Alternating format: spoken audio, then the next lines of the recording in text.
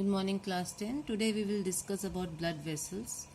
Blood in humans are transported in three main types of closed vessels, which are arteries, veins and capillaries. Arteries, these are the distributing blood vessels which carry blood coming from the heart to various organs of the body. Blood flows inside the arteries with jerks due to pumping activity of the heart. So blood is ejected from the left ventricle through the aorta.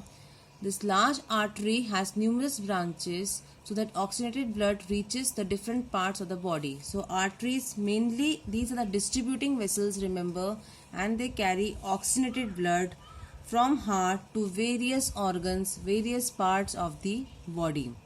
Whenever the blood flows through an artery, its flexible walls expands at each heartbeat, and this can be felt as the pulse by passing a superficial artery gently against the bone beneath. The pulse is usually taken at the wrist where an artery passes over the bone. The blood also exerts pressure on the vessel walls as it is pumped through. Pressure is necessary for circulation to take place.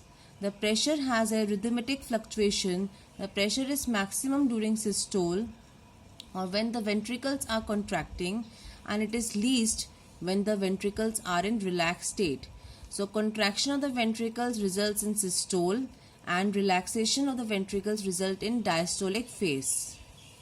Thus we can measure the blood pressure, which I will discuss later, into two readings, systolic and diastolic. The walls of arteries are lined with smooth cells called endothelium. Around this is elastic tissue and muscle. The outer layer is made of connective tissue.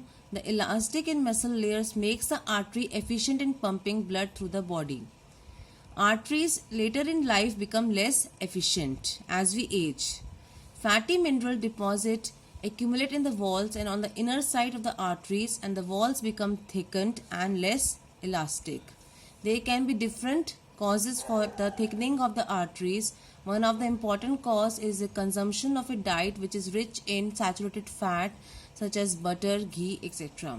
These deposits may eventually block the artery, which is very dangerous for the normal functioning of the heart.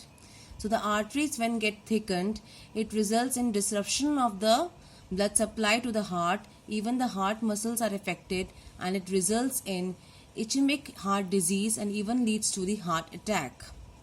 So the consumption of diet which are rich in saturated fat results in heart attack. Many parts of the body have alternative routes of blood supply. In case the main route is blocked, these alternative routes may still supply blood to maintain normal functioning. The diameter of the artery can vary, and thus altering the amount of blood it supplies. One of the important factors which changes vessel diameter is the control by the nerves. Sympathetic nerves coming from the brain simultaneously cause narrowing of the blood vessels in the skin while widening those in the muscles. Artery carry blood, as I have told you earlier, which is rich in oxygen, or it is oxygenated blood. Hence the blood appears bright red in color.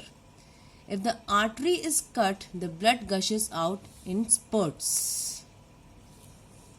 So I have told you about arteries. Arteries are carrying oxygenated blood, and only the pulmonary artery carries the deoxygenated blood.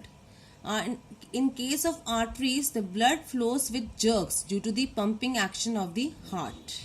Now we will discuss